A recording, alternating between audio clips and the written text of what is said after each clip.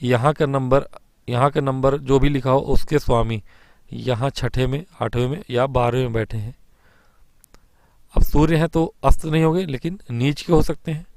ठीक है, जहाँ भी बैठेंगे, मान लीजिए कि छठे में बैठे हो, आठवें में, जहाँ भी तीनों में से बैठे हो, यदि नीच के होकर बैठे यानी 7 नंबर की गिनती में बैठे होंगे, कहीं भी 7 नंबर लिखा हो उन तीनों जगह में से, वहाँ बैठे हो, ठीक है, तो नीच के होंगे। और शत्रु राशि में यदि बैठे हो, इन तीनों में 7 नंबर है तो ठीक है, नीच के हो गए। लेकिन यदि 10 नंबर 11 नंबर में बैठे हो, शत्रु राशि हो जाएगी, शनि की राशि में बैठे हो यदि, तो या फिर आप देख लीजिए किस राशि में बैठे हैं। ठीक है, सूर्य के लिए बता रहा हूँ मैं।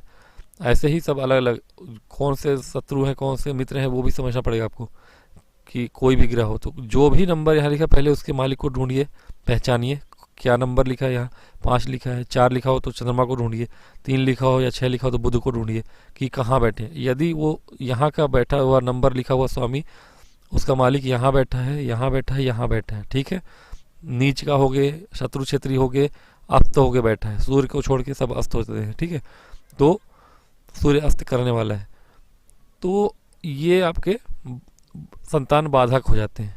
ठीक है, संतान बाधक ग्रह कहलाते हैं। या फिर ये एक प्रकार हो गया। दूसरी प्रकार की चीज क्या है कि उल्टा देखिए, आप नंबर नहीं ग्रह को देखिए अब, कि क्या इन तीनों भाव में जो नंबर लिखा है, ठीक है, यहाँ पे जो नंबर लिखा है, यहाँ जो नंबर लिखा है, यहाँ जो नंबर लिखा है, इन तीनों में बैठे हुए नंबर के स्वामी को देखिए।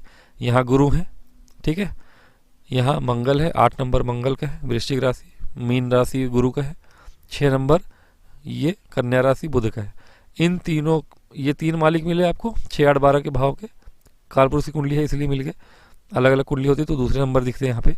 तो उस मालिक को देखिए, यदि इन तीनों में से कोई भी मालिक, यानी छठे का, 8वें का, 12वें का, मान लीजिए कि गुरु यहाँ बैठे हैं, ठीक है, या फिर मंगल भी बैठे हैं मान लीजिए, या तीनों ही बैठे हैं मान लीजिए, बुध भी बैठे हैं, ठीक है, यानी पंचम भाव में अब क्या हुआ आपके कि इन तीनों ही भाव के आदमी बैठ गए। यहाँ गुरु बैठ गया, यहाँ मंगल भी बैठ गया, यहाँ बुध भी बैठ गया। अब 3 दो स्थानों के स्वामी यहाँ बैठे हुए हैं और इनमें से कोई ना कोई नीच का हो, अस्त का हो, शत्रु क्षेत्री होके बैठा है, यानी कि तीनों में से किसी का ये नंबर जो है शत्रु हो मान लीजिए, या फिर अस्त हो कोई, यहाँ सूर्य भी अगल बगल कहीं हो, कोई ग्रह अस्त भी हो, तो अब ये भी संतान बाधक हो जाते हैं, संतान बाधक। ठीक है, ये भी संतान बाधक हो गया आपके। अब जो भी ग्रह संतान बाधक है उस ग्रह से संबंधित